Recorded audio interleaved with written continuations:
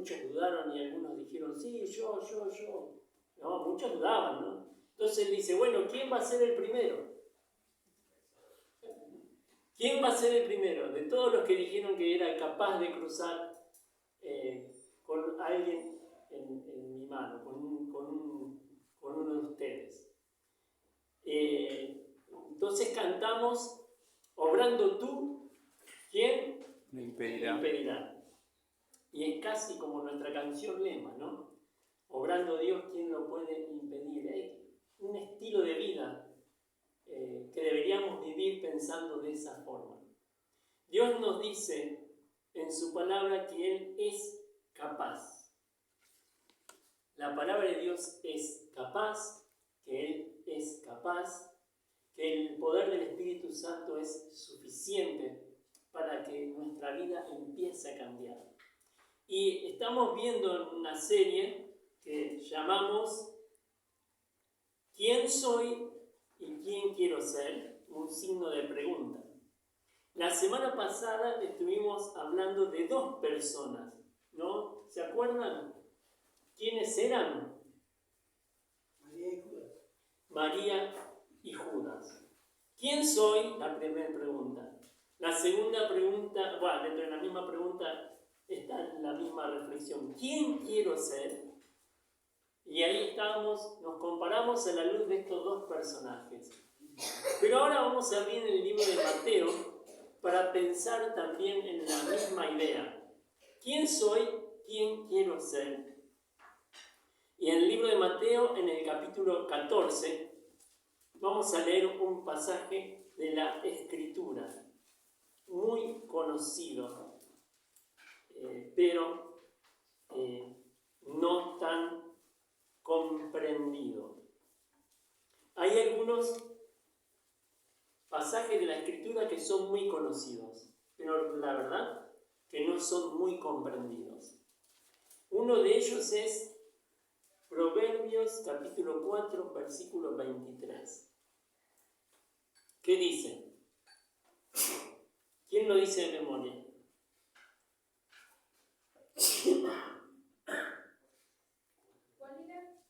No, vamos a ver en en Mateo capítulo 14. Pero les digo, hay muchos pasajes conocidos, pero no tan comprendidos. Entonces les dije una cita como para ver esta verdad. Es Proverbios capítulo 4, versículo 23. Yo no les digo que lo busquen, solamente lo cito. ¿Qué dice? Sobre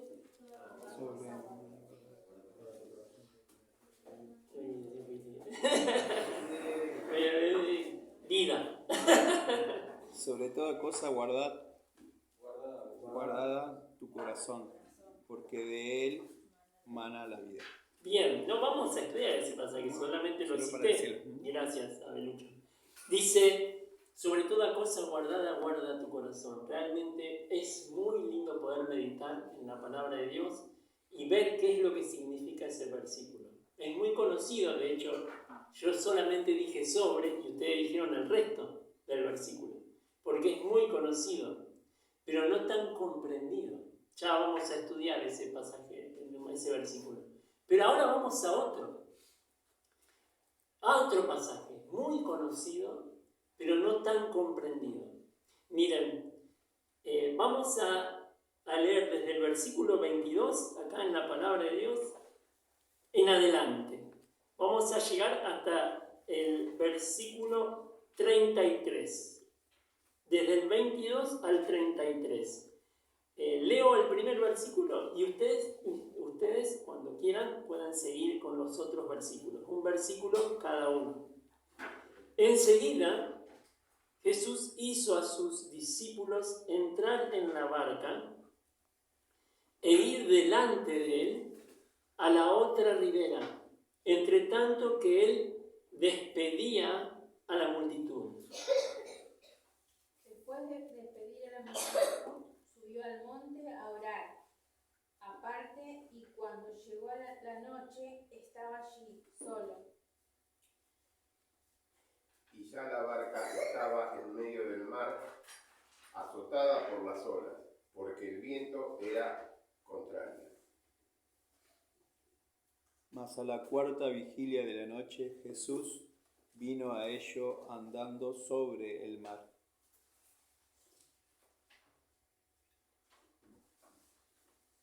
Y los discípulos, viéndole andar sobre el mar, se turbaron, diciendo, un fantasma, y dieron voces de miedo.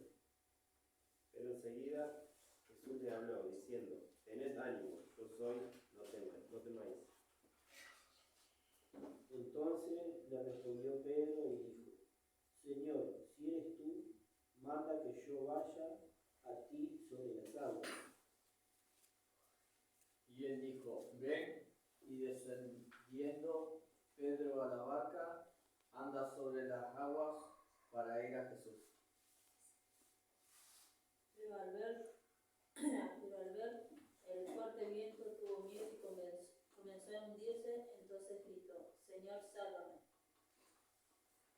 Al momento Jesús, extendiendo la mano,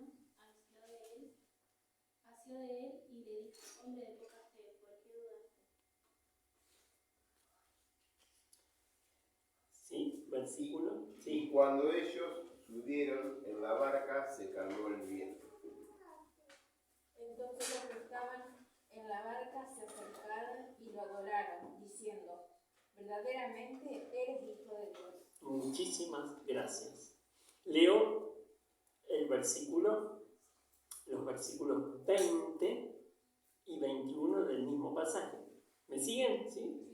Dice, y comieron todos y se saciaron, y recogieron lo que sobró de los pedazos, 12 cestas llenas, y los que comieron y fueron como 5.000 hombres, sin contar a las mujeres y los niños. Que esto significaría que Jesús alimentó con unos pocos peces y con unos pocos panes 10.000 personas, podrían ser tranquilamente, entre niños, que son muchos, y mujeres, que tal vez no eran tantas, o sí, no lo sabemos, si había más mujeres que hombres. Por lo general es así, casi en todo lugar hay más mujeres que hombres. Y comen más. Encima, ¿cómo hizo el Señor para que sobren 12 cestas?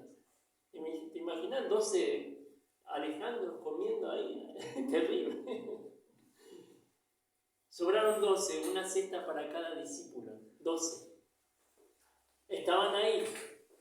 Luego Jesús, después de todo este gran trabajo que hicieron los discípulos, porque los discípulos al ver tanta gente que los seguían le dijo, ¿cómo les vamos a dar de comer? Entonces Jesús le dijo, no se tienen que ir, denle ustedes de comer. Y uno dice, tenemos tanta plata, esto no alcanza para nada. Y otro dice, acá hay un nene que tiene unos peces y unos panes. Esto nomás encontramos entre la multitud. Jesús toma eso, pocos peces y pocos panes, y le da de comer, mínimo, o alrededor de, si quieren, 10.000 personas. 10.000 personas. Las hizo recostar, las ordenó, y los discípulos le dieron de comer por lo que Jesús hizo. Les da de comer, cada discípulo experimentó la satisfacción de estas personas, de los niños, que a veces comen terriblemente, a veces algunos no, otros sí, adolescentes. ¿Se imagina un adolescente comiendo con hambre? Eso es terrible, fatal, es como dejarle la heladera para que coma solo, y ahí estaba, y comían, sin límites.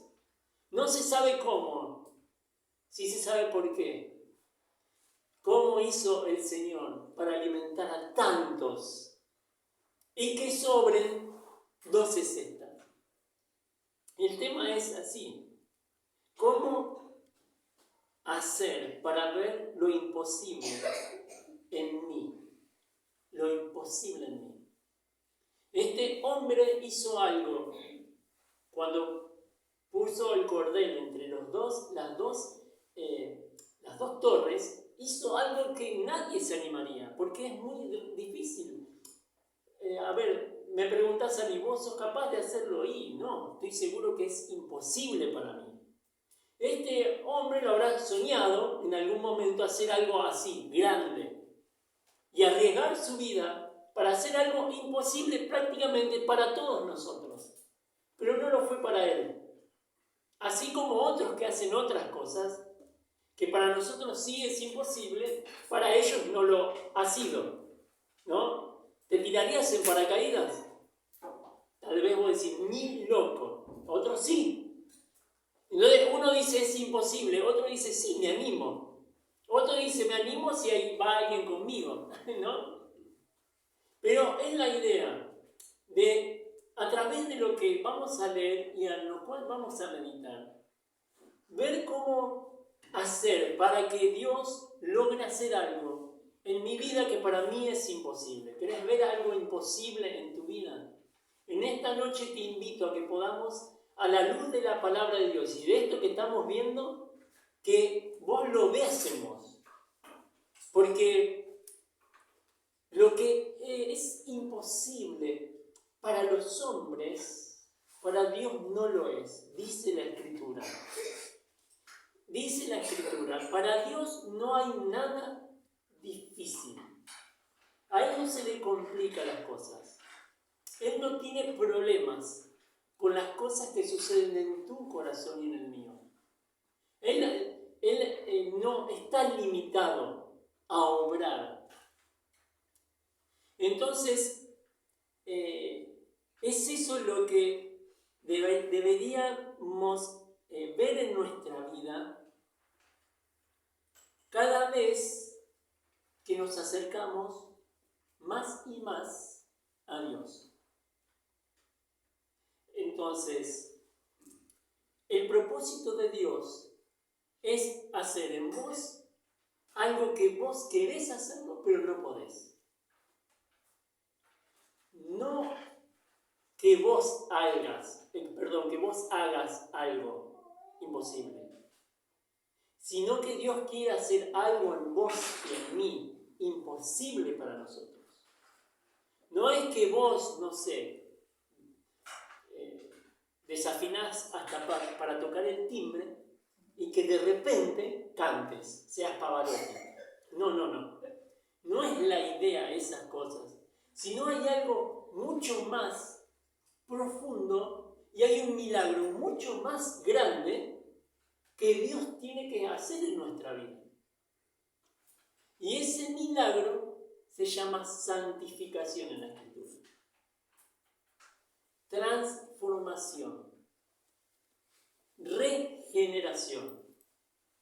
Ahora es el milagro que realmente debe suceder en nosotros. Ahora, al ver este pasaje me doy cuenta que Jesús todo el tiempo, este y otros pasajes, todo el tiempo les quiso dar a entender a los discípulos que Jesús era capaz de hacer cosas que ellos no podían hacer, pero sobre todo en sus propias vidas. Dios, en la persona de Cristo, nos mostró a nosotros lo que Dios es capaz de hacer. Y tomó a estos 12 discípulos para mostrarnos a nosotros lo que Él es capaz de hacer. No te duermas, mirá, presta atención.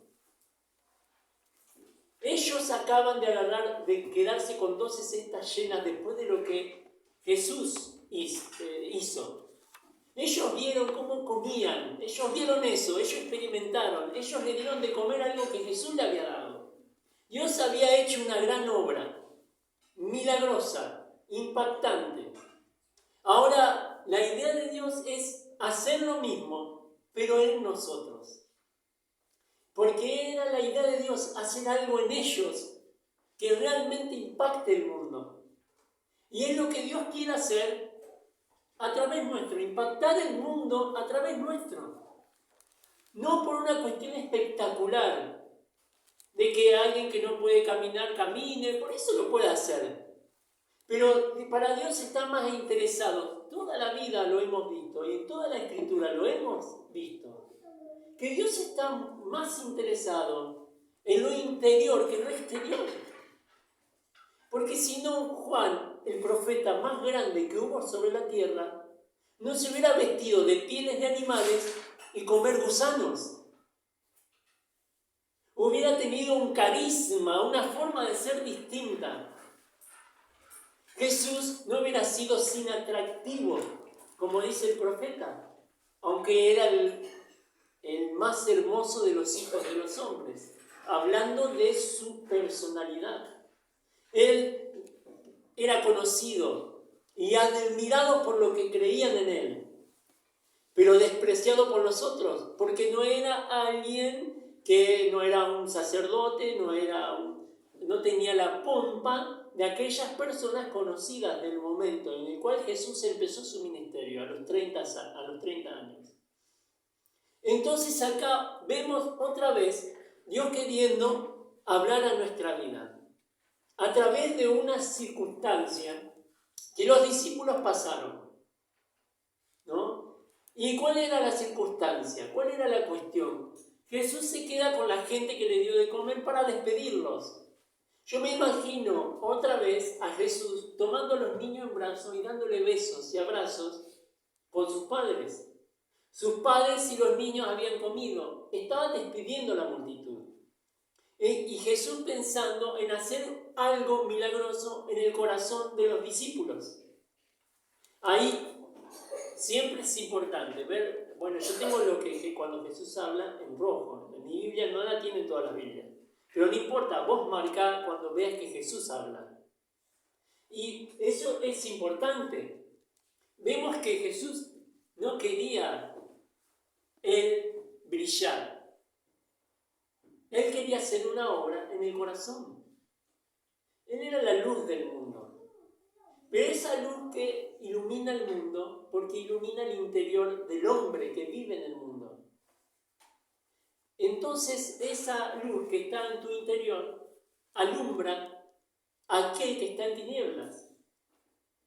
Y es eso lo que Jesús quiso decir. Ninguna luz se pone abajo de un almud, ni se pone debajo, se pone adelante. Entonces, así dice Jesús, así alumbre vuestra luz delante de los hombres. Alumbre vuestra luz delante de los hombres. No significa que tenías que comprarte una linterna o una lámpara. Significa que nosotros, como personas, debemos hacer eso. Deben las personas ver algo distinto en nosotros. No distinto en la cuestión carisma, en una cuestión de carácter. ¿No? Una cuestión de carácter, de cómo somos cada vez más parecidos a Cristo. Mira, ¿qué es imposible para vos? Para mí, tal vez. A ver, enumeremos. ¿Qué cosas ves imposibles de realizar en tu vida? Es algo que vos pensás que nunca sucedería o sucederá en ti. Por algo muy sencillo. Ya probaste y no pudiste.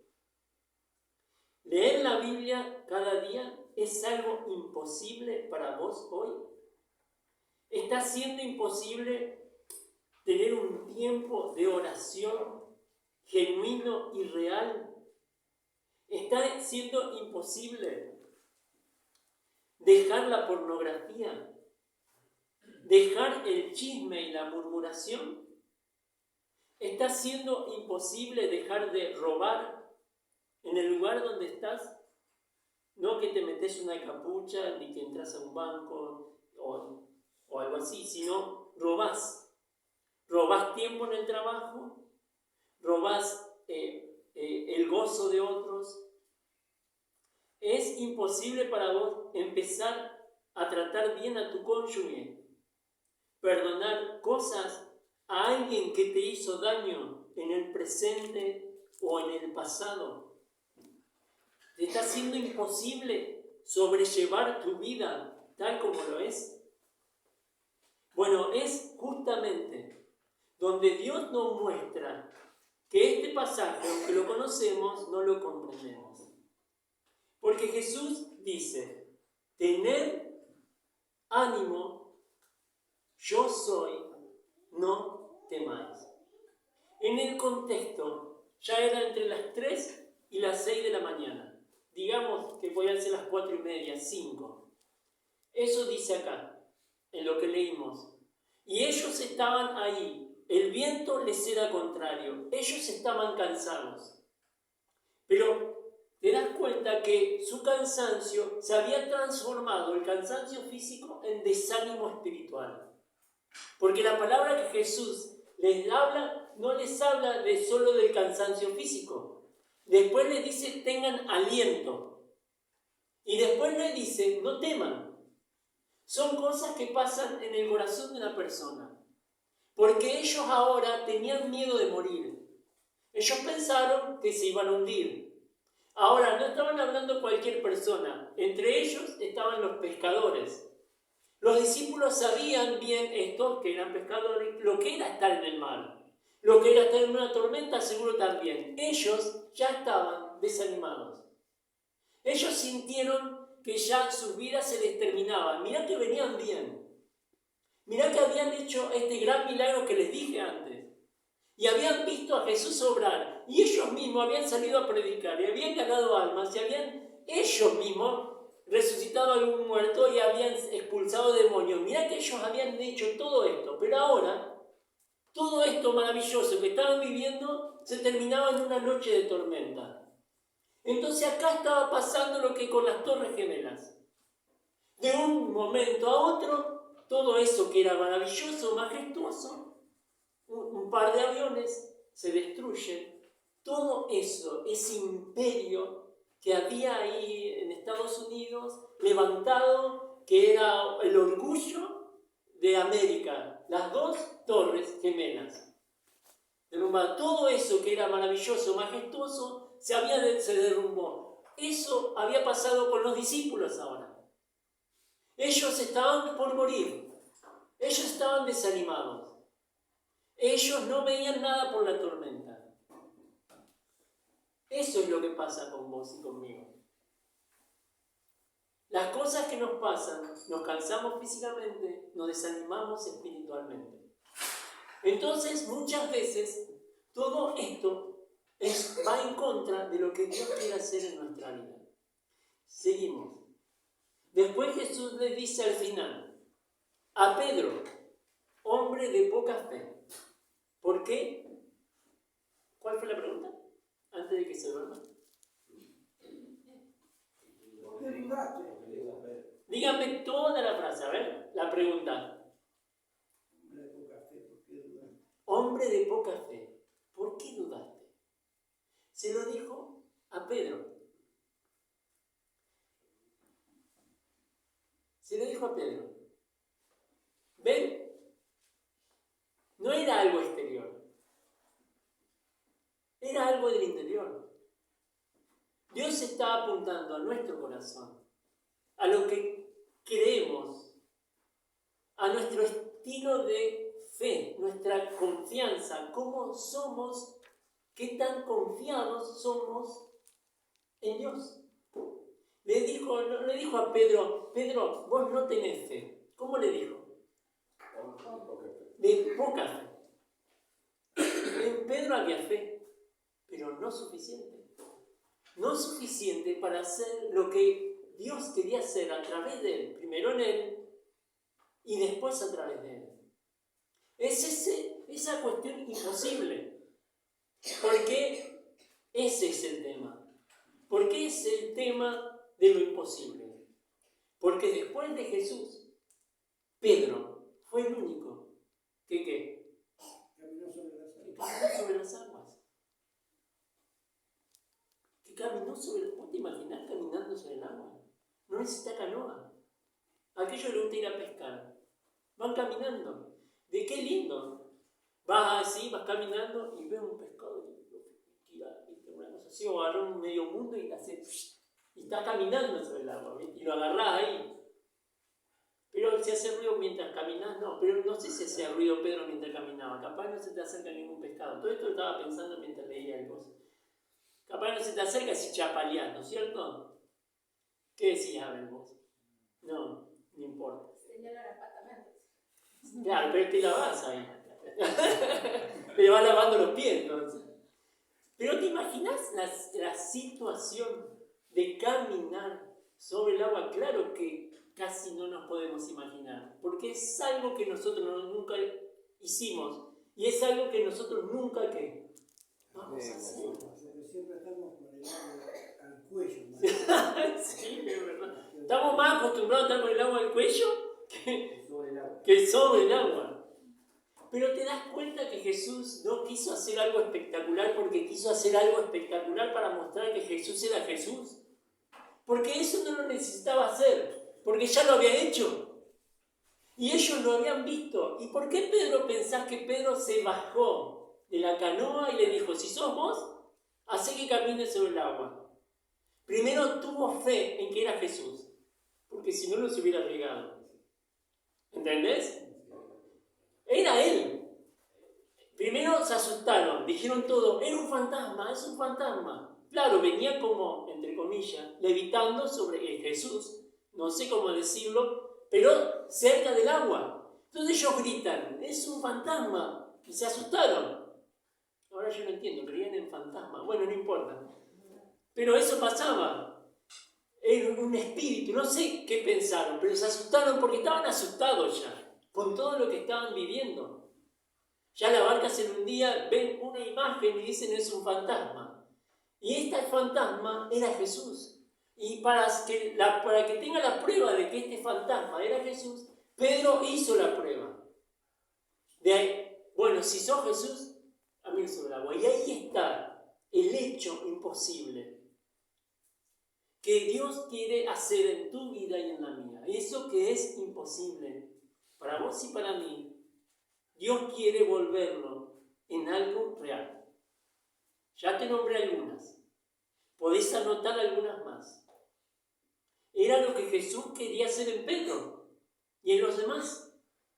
Si no, nunca le hubiera dicho Jesús, sabiendo la incapacidad de los discípulos, jamás Jesús le hubiera dicho, denle ustedes de comer. ¿Te imaginas los discípulos mirándose entre sí? Nosotros, darle de comer a esta gran multitud. Miraban así y había como 10.000 personas. Y en ese momento Jesús lo estaba confrontando con que yo puedo. Entonces como Jesús se transforma en ese equilibrista que estaba sobre la soga y les dice, y nos dice a nosotros, ¿quién va a ser el primero? Si crees que yo soy capaz de. ¿Quién va a ser el primero? Lo cantamos, lo decimos.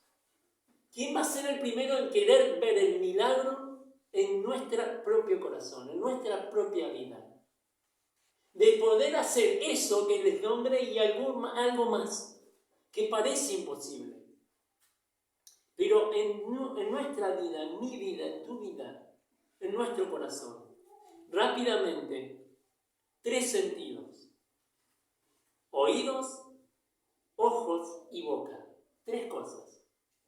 Oídos, ojos y boca. Para poder ver el milagro en nuestra vida. Miren, dice ahí el versículo 26. Y los discípulos, viéndoles andar sobre el mar, se turbaron diciendo, ¡un fantasma! Y dieron voces de miedo. Dice ahí, pero enseguida Jesús, ¿qué hizo?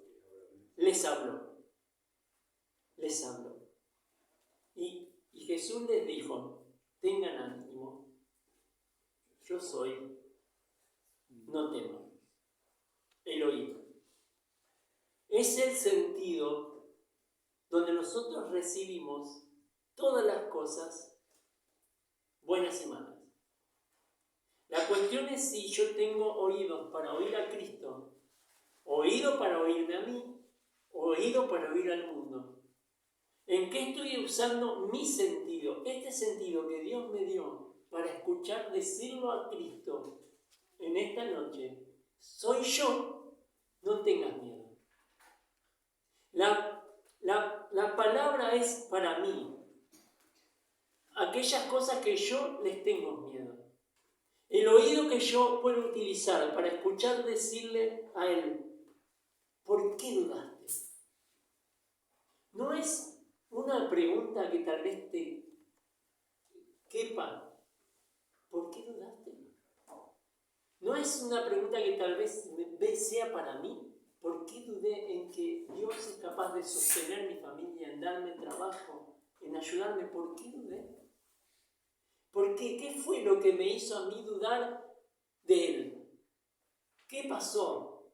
Que me hizo sentir que estaba sola, que estaba solo. ¿Qué fue lo que sucedió que me hizo sentir abandonado en un momento? Aunque los demás no me miraban, a ninguno le importaba. Y ahí yo me sentí mal. Pero Jesús me dice, ¿por qué dudas? Después de todo lo que yo hice por vos, ¿por qué dudas? El oído, segundo sentido. Versículo 30, a ver quién lo quiere leer.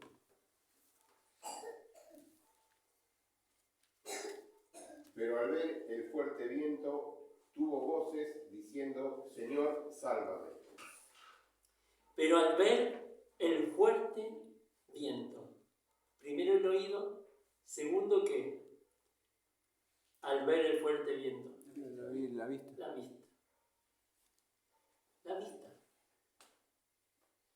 Dice uno de los apóstoles que tal vez escribió el libro de Hebreos. Corred con paciencia la carrera que tenemos por delante, puestos los ojos en Jesús. Y Pablo dice en Colosenses capítulo 3, versículo 1, poned la mira en las cosas de arriba donde está Cristo. Pedro se empezó a hundir porque vio alrededor, dejó de mirar a Cristo.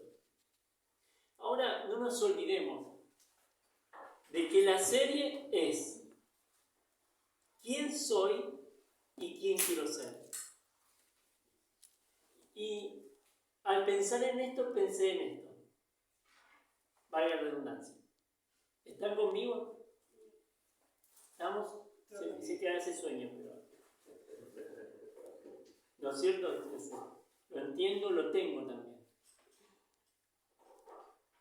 ¿Qué Pedro sos? ¿Y qué Pedro querés ser? En una persona hay dos. Perdón, en un nombre hay dos hombres. En el nombre de Pedro hay dos Pedros. Es el Pedro que caminó sobre el agua. Es ese Pedro que hizo algo que jamás nadie va a hacer. Es ese sorprendente Pedro que si fuera un argentino, ¿no? Ahora se da una ronda de amigos diciéndole, compartiéndole a los demás, agrandándose de haber caminado sobre el agua y nadie lo hizo. Es como el hincha de Boca que le dice al de River, nunca nos fuimos a la B, como que nunca les pasó, entonces, pero al revés. ¿No? Es el otro, este que es capaz de decir, yo caminé sobre el agua. Ah, yo caminé sobre el agua. ¿No? Es como dice, como le dije recién, yo no me fui a la B. Y el otro le dice, pero yo te gané en Madrid. Entonces están los dos, yo hice esto, yo lo otro. Y Pedro, ante todas las proezas, aparece una foto de pescador, Pedro. Entonces están entre pescadores, viste que los pescadores son de agrandar los pescados. Y entonces aparece uno con una foto así, con un cachorro de surubí así y tal. Y aparece Pedro con uno más o menos parecido. Y empiezan a hablar, y yo pasé, mi canoa hace esto, yo hice lo otro en el agua, y aparece Pedro y dice, y yo caminé sobre el agua. Ganale. Ganale a Pedro. ¿Quién puede decir que hizo algo más grande que lo que Pedro hizo? Es el milagro en Pedro. Pero Jesús no quería que él viva caminando sobre el agua. Jesús quería hacer una obra en su corazón. Entonces, miró la tormenta, miró la prueba, se dio cuenta que había cosas a su alrededor que lo superaban. Empezó a hundirse. Se sintió superado porque dejó de mirar a Cristo. Se sintió superado porque dejó de mirar a Cristo y empezó a ver lo que había a su alrededor. Entonces ahí se hundió. Entonces ahí me hundo. Cuando Cristo no está en mi corazón, la vista, es el oído del corazón, es la mirada del corazón. La vista del corazón es lo que yo miro en mi interior, al que yo le presto atención.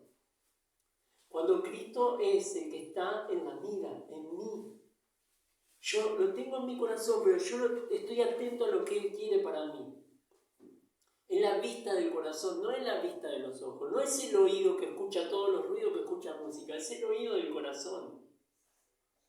Y ya para terminar, hablemos de la voz, que es el mismo versículo 30. ¿En quién estoy poniendo mi confianza? Dice ahí que Pedro, ¿qué hizo? Dio voces, diciendo, sálvame. La voz. Para que Dios haga un milagro en mi vida, yo debo decirle a Él, sálvame. Debo escucharlo, debo mirarlo, debo decirle, sálvame. Sálvame de esto que para mí es imposible, sálvame. Y ahí mientras vos te hundís, aparece la mano de Dios para salvarte, para darte una nueva oportunidad, para hacer un milagro en tu vida con algo que vos no podés. Y vos decís algo sencillo, aquel lo hace, pero yo no puedo. Fíjate vos cómo es ese siervo de Dios, esa sierva de Dios. Mirá cómo hace tal cosa, mirá la familia que tiene, mirá cómo tiene fe, mirá. Y vos decís, ¿cómo yo hago para ser como Pablo, como Pedro? ¿Cómo hago yo para ser tan importante en el sentido de utilizado por Dios, tan útil en las manos de Dios? Y acá está el cómo. Pongo mi oído para escucharlo que me hable. Pongo mis ojos en su persona y clamo a Él sin orgullo, como si siempre me estuviera hundiendo. Clamo a Él, porque es imposible caminar sobre el agua si Él no me extiende su mano. Vamos a ver.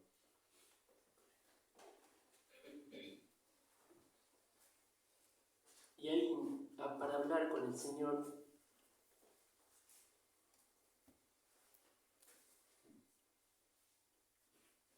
ahí vamos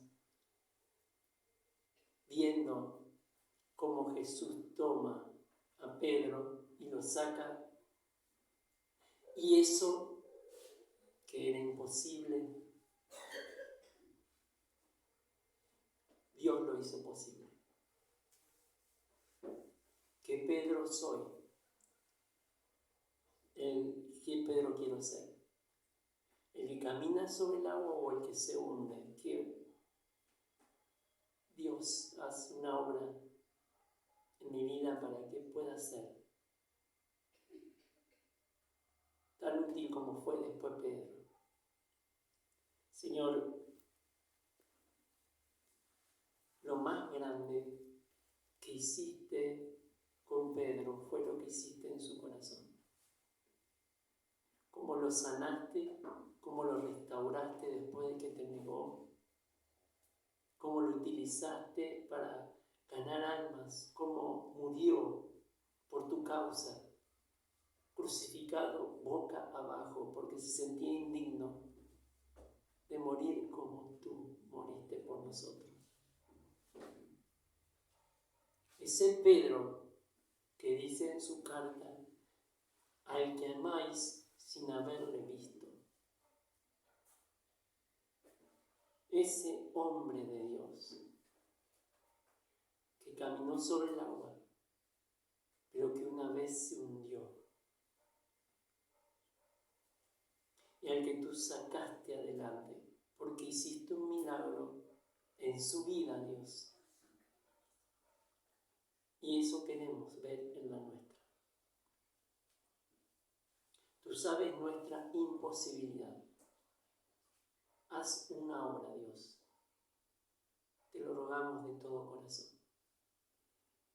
En el santo nombre de tu Hijo Jesucristo. Amén. Amén.